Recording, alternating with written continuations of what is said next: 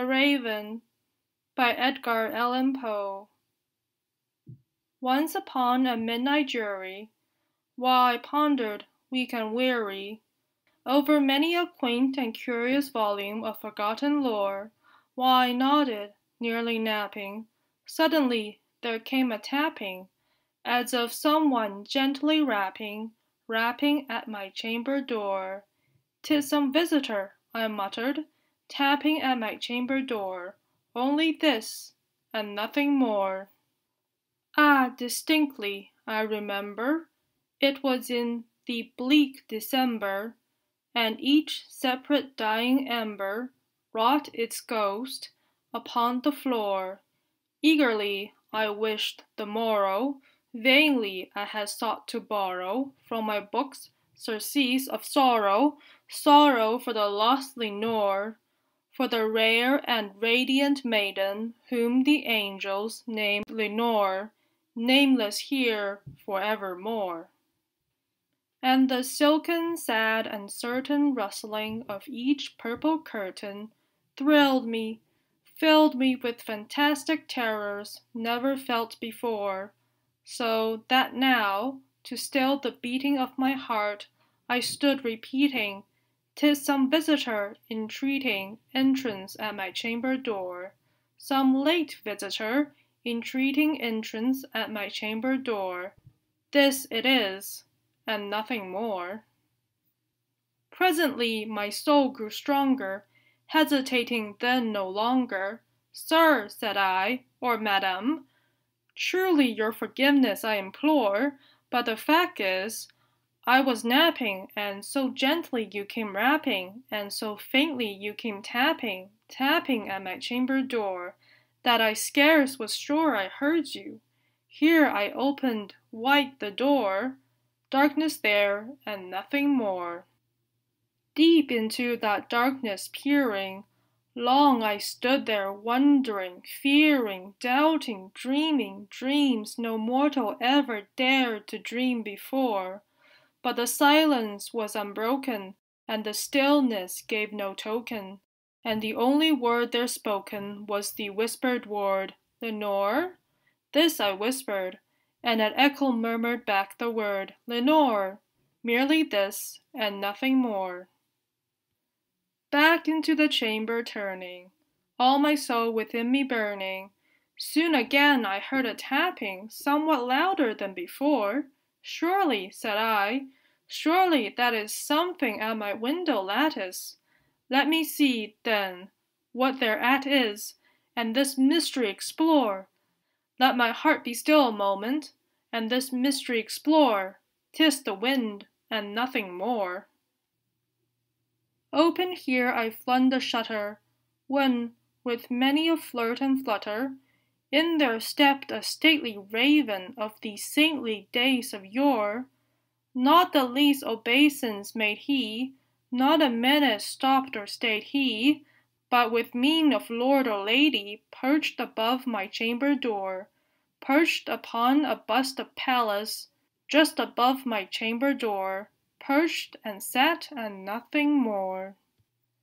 Then this ebony bird, beguiling my sad fancy into smiling, by the grave and stern decorum of the countenance it wore, "Though thy crest be shorn and shaven, thou," I said, "art sure no craven, ghastly, grim, and ancient raven, wandering from the nightly shore. Tell me what thy lordly name is on the night's Plutonian shore." Quoth the raven, "Nevermore." Much I marveled this ungainly fowl to hear discourse so plainly, though its answer little meaning, little relevancy bore, for we cannot help agreeing that no living human being ever yet was blessed with seeing bird above his chamber door, bird or beast upon the sculptured bust above his chamber door, with such name as Nevermore. But the raven, sitting lonely on the placid bust, spoke only that one word, as if his soul in that one word he did outpour, Nothing farther than he uttered, not a feather than he fluttered, till I scarcely more than muttered, Other friends have flown before, on the morrow he will leave me, as my hopes have flown before. Then the bird said, Nevermore. Startled at the stillness broken by reply so aptly spoken, Doubtless, said I, what it utters is its only stock and store, caught from some unhappy master, whom unmerciful disaster followed fast, and followed faster, till his songs one burden bore, till the dirges of his hope that melancholy burden bore of never, nevermore. But the raven still beguiling all my fancy into smiling, straight I wheeled a cushioned seat in front of the bird, and bust and door.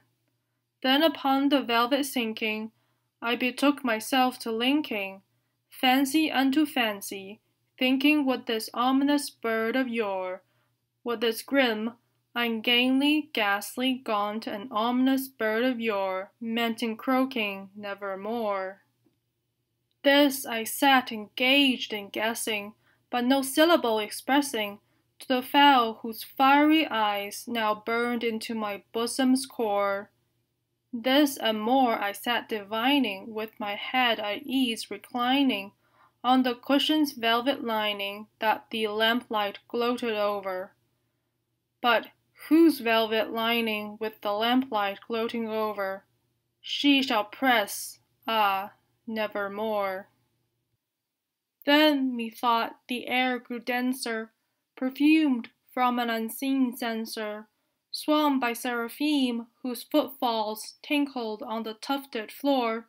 Wretch, I cried, thy God has lent thee, by these angels he has sent thee, respite, respite, and nepenthe from thy memories of Lenore.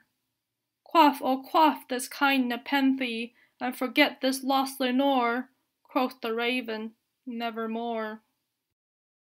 Prophet, said I, thing of evil, prophet still if bird or devil, whether tempter sent, or whether tempest tossed thee here ashore, desolate yet all undaunted, on this desert land enchanted, on this home by horror haunted, tell me truly, I implore, is there balm in Gilead?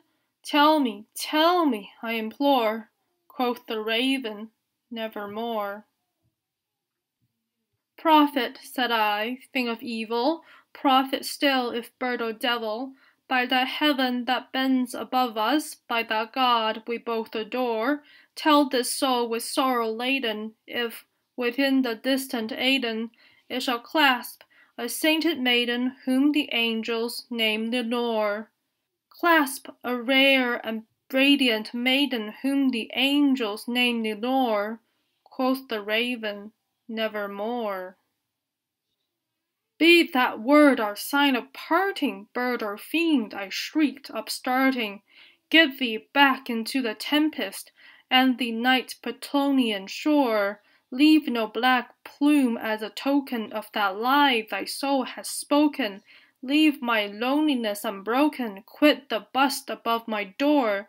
Take thy beak from out my heart, and take thy form from off my door, quoth the raven, nevermore. And the raven, never flitting, still is sitting on the pallid bust of Pallas just above my chamber door, and his eyes have all the seeming of a demon's that is dreaming, and the lamplight over him streaming throws his shadow on the floor, and my soul from out that shadow that lies floating on the floor shall be lifted nevermore.